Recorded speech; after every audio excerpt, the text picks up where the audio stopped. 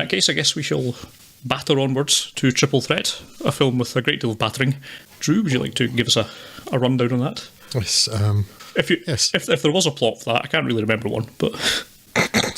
Plot. Oh, you're funny. I enjoyed those first 20 seconds. There's one major theme that runs through Jesse V. Johnson's Triple Threat, and I wonder if you'll be able to work out what it is by the time I get to the end of my screed. Chinese businesswoman Xiao Shan, Selena Jade, has vowed to devote vast sums of her inheritance to cleaning up corruption in Indonesia, particularly in the city of Mahajaya. This causes much consternation to those involved in organised crime, here headed by champagne-drinking lady, who orders a hit on Xiao Shan. Iko Uwaisi's man lives with his wife in, for some reason, what is supposed to be an MI6 black site in Thailand. An MI6 black site where a dangerous terrorist is kept in a cage, along with women and children, for some reason. This MI6 facility is also run by an Indonesian and an Australian. Also, for some reason. A group of mercenaries led by Michael Jai White's Devereaux and employed by champagne-drinking lady make an attack on this camp in order to break out the terrorist who is, for some reason, not actually a terrorist but another mercenary, without whom the other mercenaries can't act, for some reason. Amongst this group are Tony Jaa's Payu and Tiger Chen's Bowl Cut, whatever his name was. If you see this film, you know why I'm calling him that. Who were hired for their local knowledge. Unlike the rest of the planet, the jungles of Thailand are apparently not directly beneath space, so GPS doesn't work. They are left to die in an explosion. I bet you can't guess why. An explosion which also kills Man's wife, but fortunately leaves him merely dusty. Man tracks down Payu and Bolcut, and after finding out that they were also victims of the mercenary group, uses them as bait to draw out Collins for some... No, wait, this one works and makes sense. Yay! Man then, for some reason, deliberately passes up his opportunity to take revenge on Collins. Not to find out who's behind this all. This just sort of happens somehow. No, probably for some reason. But because they can't have a fight at the end of the movie if he's killed him halfway through, can they? That's rather the problem with Triple Threat. It has places it needs to get to, but no satisfying way, nor indeed any real idea at all of how to get there. Why can't Payu and Boltcut stop the people in the camp dying? Well, they can't defuse the bomb. They said that it's not a bomb, it's a demolition charge, but pulling the two detonators out of the Composition 4, as for some reason it's rather awkwardly called, is too difficult. The mercenaries fire automatic weapons on a group outside of a television studio. They'll come over all Imperial Stormtrooper when it comes to hitting their actual target. Launch an assault on a police station with grenade launchers, but can't fire at a tuk-tuk directly in front of them. For some reason. Likewise, Chow Chan decides, for some reason, that she, a Chinese citizen who also happens to know the Chinese ambassador, would be better served by not going to the Chinese embassy. Of course, outside of the plot, the reason is very clear. The filmmakers need to get the characters to the final showdown and couldn't think of a good way to do it, so didn't bother. Triple Threat feels very much like it's been written with a starting point and an end point in mind, and nobody much knows or cares what goes on, plot-wise, in between. There are no characters, and everybody is very angry all of the time. For some reason. I know many people argue that genre cinema should get a pass in many of these things, but that is not a stance I've ever supported. I don't care what the genre is, the components need to be good. What I do concede, however, is that plot, character dialogue, etc. can have lesser importance to, in this case, the action. And if the action were of a high enough quality, then my complaints could be set aside as relatively inconsequential or even nitpicking. So, is the action of a high enough quality? Well, there lies the rub. There are a handful of entertaining fights, a few moments of delightful goriness, like someone being burst with a grenade, and, well, not a lot else really. That's the problem. There are only a handful of decent action sequences with a lot of space between. Even for a 95-minute film, it feels really empty. It's far from the worst film I've ever seen, but when you're relying on Tony Jaa et al. To act rather than kick arse, then you've rather missed the point. Yeah, I wish there was a redraft of this film that just had more hand-to-hand stuff, most of this gunplay is quite dull.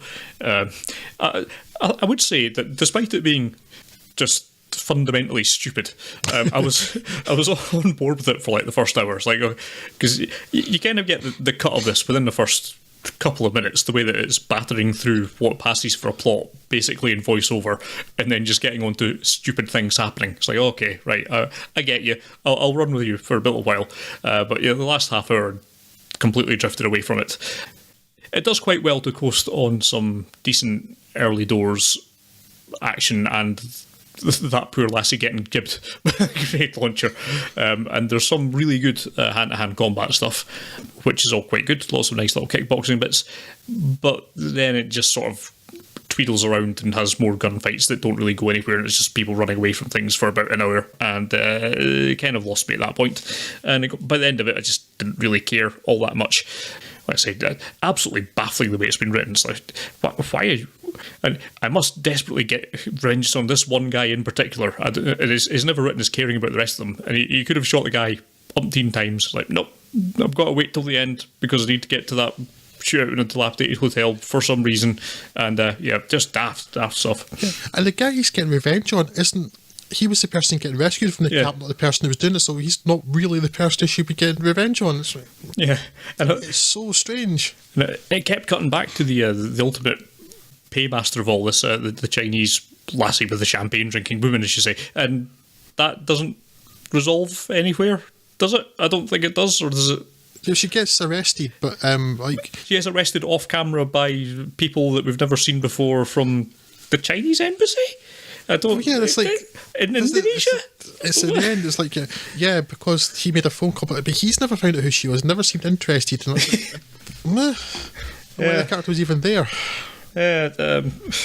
Because he keeps there's two characters, and she's one of them, where they keep sort of showing them only from like kind of silhouetted profile or just from behind. Like, that's the sort of thing you do either if you never ever show the character, or that you're supposed to not realise who they are, and it's a big reveal at the end. It's like, no, I don't know who these people are. And then one of them, you actually see their face like halfway through. Is the American arms dealer guy. I don't know who you are. But why do I care? So yes, I don't understand the point of any of this. Can I just have like Tony Jack kicking people in the head? Because I'd watched that for a long time. Yeah. And Iko Uwais is good in. Can't remember if he's in the first raid, and he's in the raid too. I think he's in both, yeah. Yeah, just he's good at kicking arse, and that was the raid films was wonderfully crunchy. Yeah. Which this film sorely lacks. Yeah, has it in a few moments, but nothing like enough of it. Yeah, and for the bad guys, I don't know, Michael Jai White's all right. Scott Adkins, I mean, I suppose he's about as dangerous as a man from Sutton Coldfield could be, but when you want Kung Fu Masters, it's not really the location you would go for, I think. But yeah. Michael Jai White's just one of those characters. He's angry the whole film. It's like because apparently they never gave him any character motivation at all. So angry, that'll do. And you, the big Dutch guy with the glasses and the heavy machine gun, whose character is glasses. Whose character is angry with glasses. Yes. That's a differentiation. And then there's the other guy who has so little character, I'm not even sure that he's angry or not. Just remember he was there. And he got hit in the head to the side with a breeze block. But that's it. Okay. Yeah, perhaps a disappointment. I'm not sure if I was expecting much because I didn't really heard about it before we put it on this list. But it's. I'm sure at some point you'll be able to find a YouTube supercut of the 4 or 5 decent fight scenes in it, and then you can probably save yourself 90 minutes of it, which is, even though, as you say, it's a brief film, did felt like it was dragging by the end, and I can't really recommend it. There's a few decent moments in there, but nothing like enough of them to make it worthwhile seeking out. I was at the same time apprehensive and hopeful about this after the disappointment that was The Night Comes For Us, which Iko Uwais is also in, and I was just hoping that it would just be more about action. And in some ways it's better than that film because the fights are shot much more interestingly, not just these wide, flat shots that never change. And also, while it's not really explained what's going on, it wasn't like I was confused. I was like, that's just stupid. That doesn't make any sense. Yeah. The Night Come First was like, well, who is this woman? Why is she here now? Why are you using your eighth language in this scene? So I suppose it's better in that regard, but both left me wanting considerably more. I long for the days of Tony Jaa rescuing elephants. Yeah. That wasn't all that long ago, was it? So even for big action fans or martial arts fans, I think it's probably one you'd put quite low down your list. You'll disappoint me, unfortunately. Yeah.